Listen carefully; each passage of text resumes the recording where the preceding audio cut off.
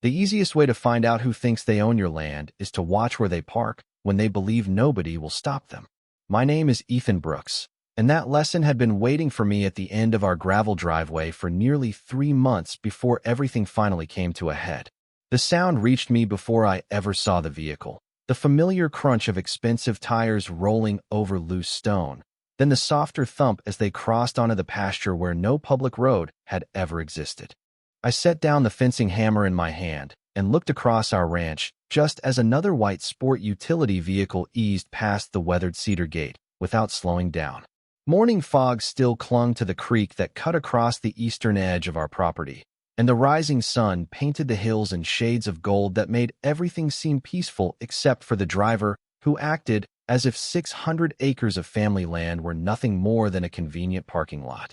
My grandfather, Walter Brooks, was already standing on the front porch with a steaming mug of black coffee resting in one hand. At 78 years old, he no longer moved quickly, but there was something about the way he quietly watched that made people underestimate him. He had built most of this ranch with his own hands long before the subdivision on the neighboring hill existed, and he knew every fence post, every oak tree, every bend in the creek as if they were members of our family. He never raised his voice unless there was no other choice. And that morning he simply sighed when the vehicle stopped exactly where it always did, 20 feet inside our property, beside the old cottonwood tree. The driver's door opened, and Linda Parker stepped out wearing expensive sunglasses, designer boots that were already collecting ranch dust, and the kind of confident smile that only comes from believing nobody can challenge you. She locked the vehicle with a cheerful beep, glanced toward our house, then started walking toward the neighborhood trail without looking back once. Grandpa took one slow sip of coffee before setting the mug on the porch railing. "She picked the wrong morning," he said quietly. Those 5 words settled over the ranch with more weight than any shouted threat ever could. I walked over to him, already knowing exactly who he meant. Linda had ignored every polite request we had made. She had ignored handwritten notes placed under her windshield wiper. She had ignored the new fence markers I installed after hiring a licensed surveyor. She had even ignored the bright metal private property sign standing beside the gravel entrance because she insisted the ranch belonged to everyone who lived nearby. According to her, the Homeowners Association had always used this shortcut, which somehow meant it belonged to the community. According to county records, our family had owned every inch of it for 64 years. Those two versions of reality had been heading toward each other for weeks, and this morning they were finally going to collide. Grandpa adjusted the brim of his faded ranch hat, stepped carefully off the porch, and started walking toward the parked sport utility vehicle with the same calm determination I had watched my entire life. He was not angry. He was finished explaining. As I followed a few steps behind him, the cool breeze carried the scent of wet grass, cedar, and fresh creek water across the pasture, and for reasons I could not fully explain, I found myself looking toward that narrow ribbon of flowing water instead of the vehicle, because something told me the creek was about to become part of a story nobody in our county would ever forget. Grandpa stopped beside the front bumper of the sport utility vehicle and rested one weathered hand on the smooth metal hood as if he were greeting an old neighbor instead of another unwelcome visitor. The engine had barely cooled, and the warmth rising from it mixed with the crisp mountain air. He looked across the pasture before speaking, taking in the rolling hills, the split-rail fences, the grazing cattle, and the narrow creek that curved through the eastern edge of the ranch exactly as it had for generations. "This place was here long before any neighborhood meeting," he said quietly, more to me than anyone else. I knew what he was remembering because I had heard the story since I was a little boy. My great-grandfather bought the first 200 acres after returning home from military service, clearing brush with horses and hand tools before there was electricity anywhere near these hills. Grandpa expanded the ranch over the decades, adding pasture, repairing fences, digging irrigation lines, and building the small wooden bridge that crossed the creek every spring. Every improvement had been recorded, every property tax paid on time, every survey carefully stored inside a steel filing cabinet that had survived floods, winter storms, and countless family moves. The subdivision overlooking our ranch did not appear until nearly 40 years later, when developers carved neat streets into the hillside and built rows of large homes with identical mailboxes and freshly planted trees. Most of the neighbors respected the ranch from the day they arrived.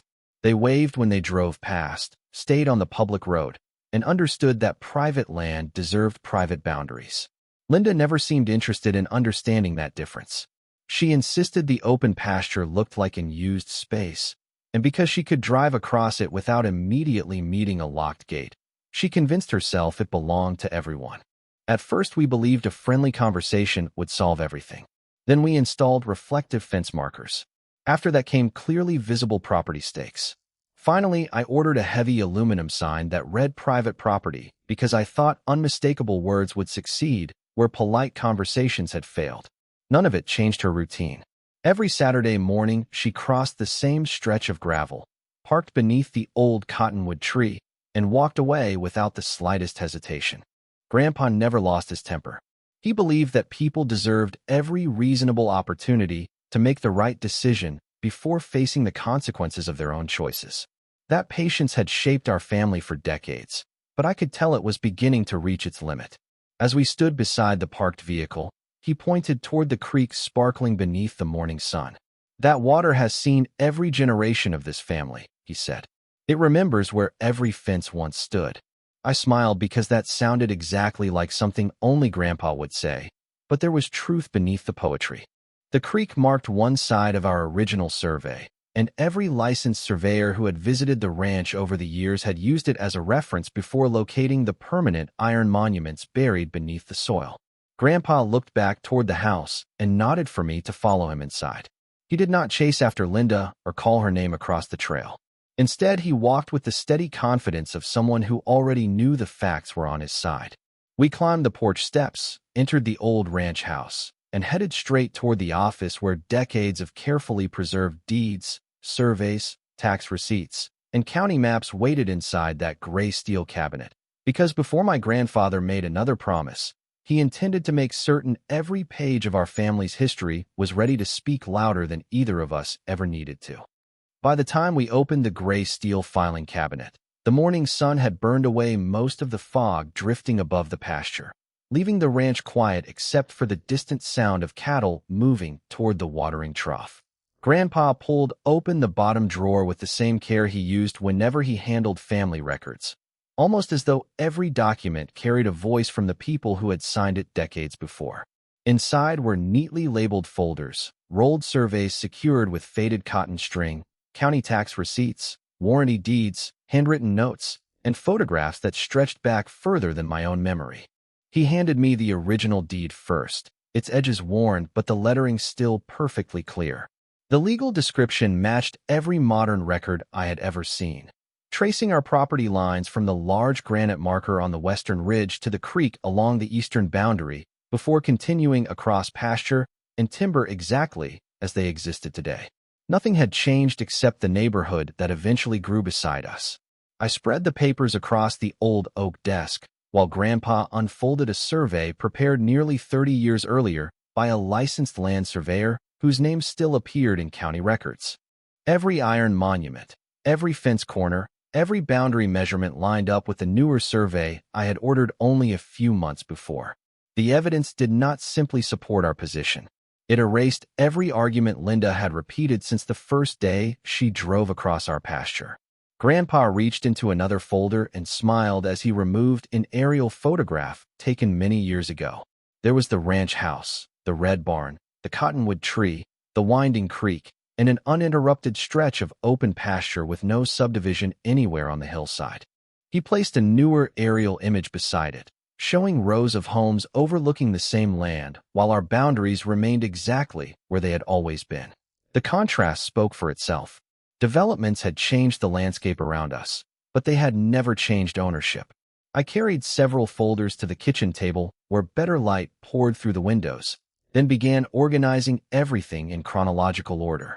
Deeds first, followed by tax records, surveys, aerial photographs, and county correspondence. Grandpa watched quietly before walking to the bookshelf near the fireplace. He returned holding a small leather notebook that belonged to my father. Inside were maintenance records for fences, bridges, and creek banks, along with notes describing seasonal repairs after heavy rains. One entry caught my attention immediately. My father had written that the eastern pasture remained vulnerable to unauthorized vehicle traffic because visitors often mistook the ranch entrance for an extension of the neighborhood trail. He recommended additional signs if the problem ever became frequent. Grandpa nodded slowly when I read the passage aloud. Your father saw this coming years before it happened, he said. That realization settled heavily in the room. This was never about a single parked vehicle. It was about protecting a place that generations of our family had cared for with patience, responsibility, and respect. I gathered every important document into a waterproof portfolio while scanning digital copies onto my computer because I wanted duplicates safely stored before taking another step. When I finished, my phone vibrated with a security camera notification from the entrance gate.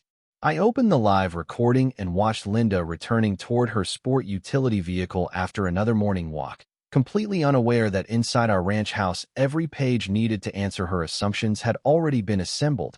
And for the first time since this whole dispute began, I realized we were no longer reacting to her decisions because we were finally prepared for whatever happened next.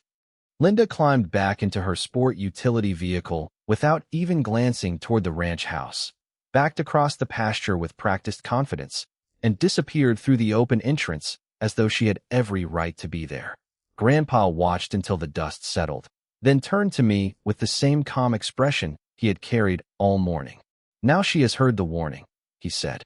The next step belongs to us. We spent the rest of the afternoon making certain every fact could stand on its own if anyone ever questioned it. I scanned every deed into multiple digital folders, photographed the original surveys in high resolution, and organized copies by date, while Grandpa carefully returned the originals to protective sleeves. Before sunset, we drove 20 miles into town to meet Daniel Foster, the licensed land surveyor who had completed our most recent boundary inspection. His office walls were covered with framed maps of ranches, farms, and timberland stretching across the county. When I explained the situation, he immediately recognized our property. He pulled up the survey on his computer and pointed directly to the eastern pasture where Linda always parked. There is no uncertainty here, he said. Your property line is well documented, and the iron monuments are exactly where the historical surveys placed them decades ago. He printed certified copies of the survey, marked the monument locations on an aerial photograph, and recommended that we keep the documents together with the county parcel records. Before leaving, I asked the question that had been sitting quietly in the back of my mind. Is there any easement that allows neighborhood parking on our pasture? Daniel shook his head without hesitation. There is an access easement along the public roadway, but it never extends into your grazing land. Parking there has never been authorized. Hearing those words from an independent professional brought a sense of clarity that even the original deeds could not fully provide. We thanked him, stopped briefly at the county records office to purchase freshly certified parcel maps, and drove back toward the ranch beneath a sky painted orange and deep blue by the setting sun. During the drive, Grandpa remained unusually quiet until we crossed the wooden bridge over the creek. He looked toward the slow-moving water and smiled faintly. People often believe confidence is the same thing as being right, he said. It usually takes paperwork to remind them that those are two different things. The following morning, I installed one additional weatherproof camera overlooking the pasture from the equipment barn so every vehicle entering that section of land would be recorded from multiple angles. I checked the batteries, synchronized the timestamps, and tested each recording before locking the equipment cabinet. Nothing about our preparation felt emotional anymore. It felt methodical, patient, and responsible. Every photograph, every document, every survey, and every video now supported the same simple truth. As the afternoon passed quietly, Grandpa stood beside the cedar fence looking toward the entrance road. Just before dusk, another familiar white sport utility vehicle appeared beyond the gate, rolled steadily across the gravel, crossed onto the pasture exactly where the survey clearly marked private property, and came to rest beneath the old cottonwood tree once again. Grandpa adjusted the brim of his faded hat, looked at me with complete certainty, and said, "She has made her decision. Tomorrow morning, we will make ours." The next morning arrived with the kind of stillness that only exists on a ranch before sunrise, when the only sounds were the creek flowing over smooth stones and the distant call of meadowlarks waking with the light. I poured a cup of coffee while Grandpa stood on the porch looking toward the cottonwood tree where the white sport utility vehicle remained exactly where Linda had left it the evening before. Nothing about his expression suggested anger. If anything, he seemed unusually peaceful, as though he had already accepted that every choice carried a consequence, and today was simply the day one of those consequences would arrive. We walked together to the equipment barn where the old farm tractor sat clean, maintained, and ready for another ordinary day of work. Grandpa ran his hand along the faded green hood before checking the tires, hydraulic connections, and towing equipment with the careful habits that decades of ranch life had taught him. Every movement was deliberate. Every tool had its place.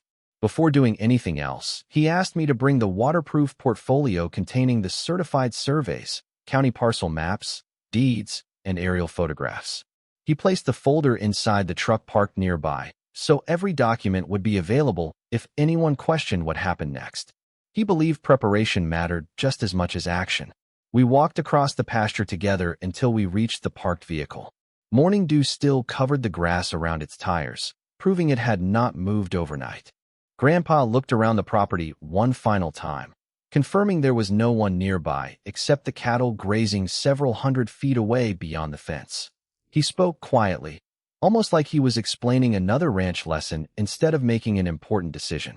When something is left on your land after repeated warnings, you solve the problem without damaging it and without leaving your own property. Those words stayed with me because they reflected exactly how he had lived his entire life. He attached the towing equipment carefully to the vehicle using proper recovery points, making certain nothing would be scratched or broken. The tractor eased forward at little more than walking speed, and the sport utility vehicle rolled smoothly across the pasture without sudden movement or unnecessary force. I walked beside Grandpa carrying the survey map, while occasionally glancing toward the security cameras recording every angle. The path he chose remained entirely inside our property boundary, following the same route marked on both the historical survey and the recent certified inspection. After several slow minutes, we reached the shallow gravel bank beside the creek where the ground widened into a firm, natural turnout completely within our eastern pasture. The water there was only a few inches deep along the edge before flowing into the deeper channel farther away. Grandpa stopped the tractor, set the parking brake, and carefully positioned the vehicle on the solid gravel beside the creek where it rested safely without blocking livestock access or the ranch road. He disconnected the towing equipment, inspected the area one last time, and nodded with quiet satisfaction. "Now it is somewhere she cannot mistake for the neighborhood," he said. We returned the tractor to the barn, locked every gate exactly as we always did, and waited. Less than an hour later, a familiar white sedan appeared at the ranch entrance, followed shortly afterward by Linda herself. Even from the porch, I could see the confusion on her face as she searched beneath the cottonwood tree before spotting her vehicle resting beside the creek. And in that silent moment, I realized the conversation that was about to begin would no longer be based on assumptions because every inch of ground between us had already been measured, documented, and proven. Linda hurried across the pasture with her phone already in her hand, stopping several feet from the creek where her sport utility vehicle rested safely on the firm gravel beside the shallow water. She turned toward the ranch house and called out that she was contacting the sheriff, the Homeowners Association, and anyone else who could force us to move it back. Grandpa remained seated on the porch with his coffee while I walked down the gentle slope carrying the waterproof portfolio that contained every document we had prepared. Within 45 minutes, a county deputy arrived, followed by a representative from the Homeowners Association, and, a short time later, Daniel Foster, the licensed land surveyor, after the deputy requested an independent explanation of the property boundaries. The morning remained calm as everyone gathered near the cottonwood tree where Linda insisted the vehicle had originally been parked. The deputy listened patiently to each side before asking the surveyor to identify the exact property line. Daniel opened the certified survey, located the permanent iron monument with professional equipment, and pointed to the marked boundary that matched both the historical records and the county parcel map. He then walked the group across the pasture, explaining each reference point exactly as shown on the documents. Every location matched perfectly. The deputy examined the paperwork carefully before asking where the vehicle had been moved. Daniel measured the distance, smiled politely, and confirmed that the entire path remained inside our family's property from beginning to end. The vehicle had never crossed onto public land or anyone else's property after Grandpa moved it. Linda argued that the Homeowners Association had always considered the pasture available for neighborhood use, but the county parcel records told a different story. I handed the deputy certified copies of the deed, tax records, aerial photographs, and both surveys, including the recent inspection that clearly identified the grazing area as private land. Grandpa quietly explained that Linda had received repeated verbal warnings, visible signs, boundary markers, and multiple opportunities to stop parking there. The deputy nodded thoughtfully before closing the folder and returning it to me. He explained that ownership disputes were determined by documented property records rather than long-standing assumptions or neighborhood traditions. He also noted that no evidence suggested intentional damage to the vehicle and that it remained entirely on the owner's private property after being relocated within the same parcel. The Homeowners Association representatives studied the maps with growing embarrassment before admitting that their internal neighborhood map had never been compared with the official county survey. That single statement changed the entire conversation. Linda looked from the survey stakes to the certified documents and finally toward the creek that Grandpa had mentioned so many times. The same water that had marked our eastern boundary for generations had quietly become the clearest witness of all. Before leaving, the deputy encouraged everyone to respect the documented property lines and recommended that the Homeowners Association update its records to prevent future misunderstandings. The representative agreed to bring the matter before the board at its next meeting, and Linda arranged for a towing company to retrieve her vehicle from the gravel bank at her own expense. As the tow truck slowly pulled away and the afternoon sun reflected across the peaceful creek, Grandpa placed one hand on the old cedar fence and smiled with quiet satisfaction. The land never needed someone to win an argument, he said. It only needed the truth to be remembered. Looking across the ranch, I realized he was right, because in the end it was not the tractor, the warning sign, or even the creek that settled the dispute. It was decades of careful stewardship, honest records, and the patience to let documented facts speak louder than pride ever could.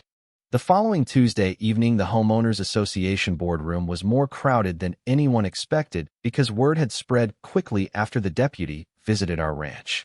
Neighbors who had never attended a meeting before filled nearly every chair, curious to learn why a simple parking dispute had suddenly become the topic of conversation across the entire community. Grandpa decided not to speak unless someone asked him a direct question, so he sat quietly beside me, wearing the same faded ranch hat he had worn for years. I carried the waterproof portfolio into the meeting along with enlarged copies of the certified survey, county parcel maps, aerial photographs, and the original deed that had remained in our family for more than 6 decades. Linda arrived a few minutes later with noticeably less confidence than I had seen during the previous months. She avoided looking toward our side of the room and instead took a seat near the back beside several board members. Once the meeting officially began, the association president explained that the purpose of the special session was to clarify the legal property boundaries between the subdivision and our ranch so that future misunderstandings could be avoided. Daniel Foster stood before the room with a large survey mounted on an easel and carefully explained how licensed surveys relied upon permanent monuments, recorded deeds, historical plats, and county records rather than neighborhood assumptions. He pointed to the eastern pasture, identified the cottonwood tree, traced the path leading to the creek, and demonstrated that every location Linda had used for parking remained entirely within our private property. Several homeowners leaned forward to compare his presentation with the outdated neighborhood map distributed by the association years earlier. The differences were immediately obvious. Their map showed a wide open common area where the county records showed privately owned grazing land. The association attorney then addressed the room and confirmed that after reviewing the certified documents, there was no legal basis for claiming the pasture belonged to the Homeowners Association or that residents possessed parking rights there. The room grew remarkably quiet. One board member admitted the association had simply inherited old assumptions from previous leadership without ever verifying them against official county records. Another apologized for allowing inaccurate maps to remain in circulation for so many years. Linda slowly stood and acknowledged that she had relied on those same assumptions instead of respecting the repeated warnings we had given her. She said she should have requested clarification before continuing to park on the ranch and accepted responsibility for creating a conflict that could have been avoided. Grandpa nodded politely without showing triumph or resentment. That simple gesture seemed to ease the tension throughout the room.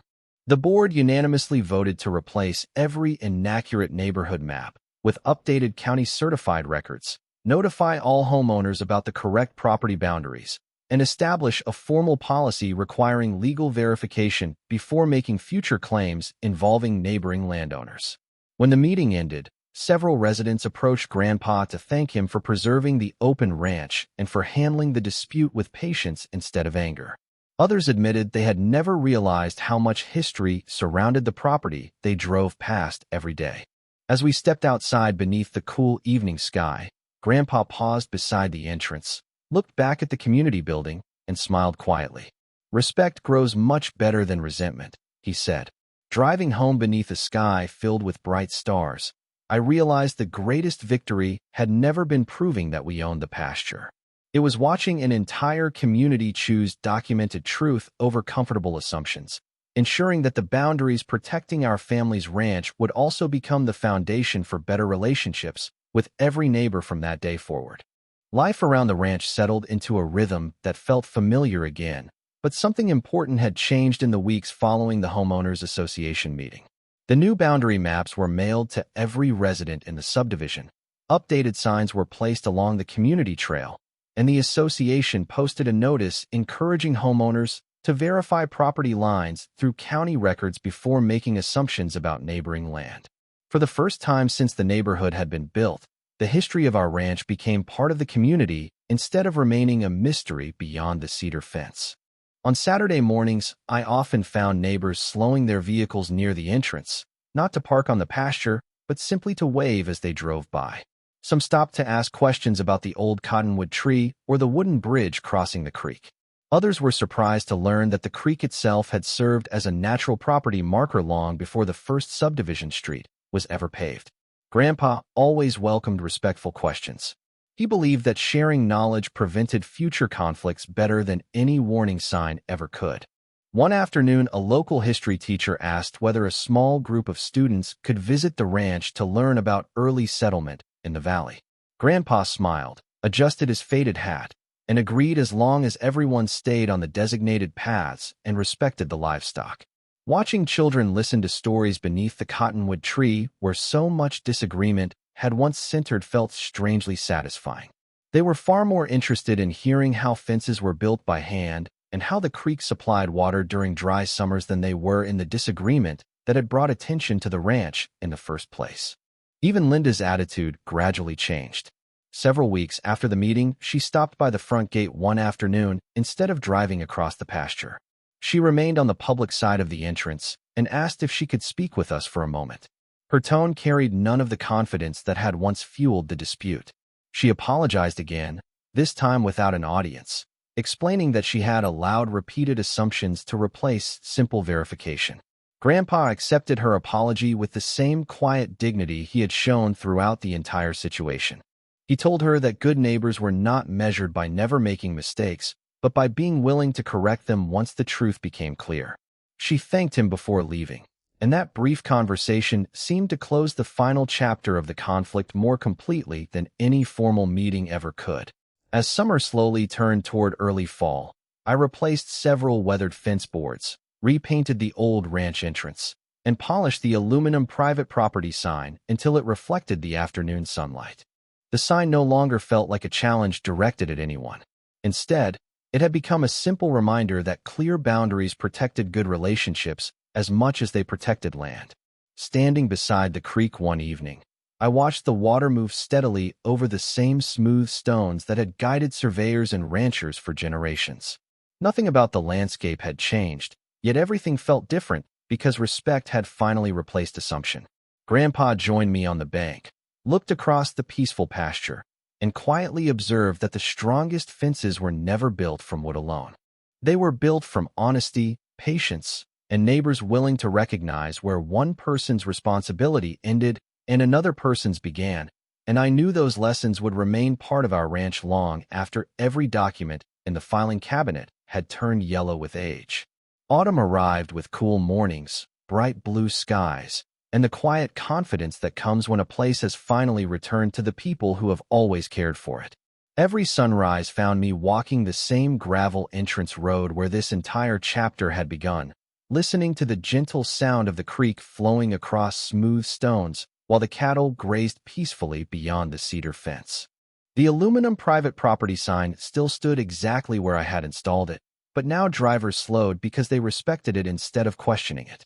The Homeowners Association completed every promise made during the special meeting. Updated boundary maps became part of every welcome packet for new residents. Outdated neighborhood diagrams were permanently removed, and future board members were instructed to verify county records before making any decisions involving neighboring landowners. What had started as one person's repeated mistake became a lesson that strengthened the entire community. Inside the ranch house, Grandpa and I finished organizing every family record into archival boxes, adding digital copies alongside the original deeds, surveys, tax receipts, photographs, and handwritten journals that documented more than 60 years of stewardship. My father's notebook rested beside Grandpa's earliest maintenance logs, reminding me that protecting land was never about winning arguments. It was about preserving truth so the next generation would never have to guess where responsibility began. One Saturday afternoon, several neighbors gathered beside the cottonwood tree for a community history walk organized by the local library. Grandpa shared stories about repairing fences after spring storms, building the wooden bridge across the creek, and watching the valley grow from scattered ranches into a thriving community. Linda attended quietly with everyone else, listening respectfully and asking thoughtful questions about the early history of the property. Watching that simple conversation unfold felt far more meaningful than any courtroom victory ever could have been. The disagreement that once divided neighbors had become a shared understanding built upon facts instead of assumptions. Before winter arrived, I replaced the final section of aging cedar fence along the eastern pasture, using the same dimensions Grandpa had followed decades earlier. Together, we planted 2 young oak trees near the entrance so that one day they would provide shade for future generations standing beside the same creek that had silently protected our boundary for so many years. As we finished, Grandpa rested both hands on the top rail of the fence and looked across the ranch with a quiet smile that carried equal parts pride and gratitude. He told me that every family leaves something behind, and while some leave buildings or money, the greatest inheritance is an honest reputation supported by actions that never need to be explained twice. Those words stayed with me long after the tools had been put away and the evening sun settled behind the western hills. Looking across the pasture, I realized that the real ending to our story had never been about a parked vehicle, a warning sign, or even the slow-moving creek. It was about patience refusing to surrender to frustration, preparation overcoming assumption, and documented truth quietly accomplishing what anger never could. Every time I drive through that ranch entrance now, I remember the morning Grandpa looked toward the pasture and calmly said that she had picked the wrong morning. He was never predicting someone else's defeat. He was expressing complete faith that when people care for their land, preserve their history, and stand firmly behind the truth, justice does not have to be loud because, sooner or later, it always finds its way home.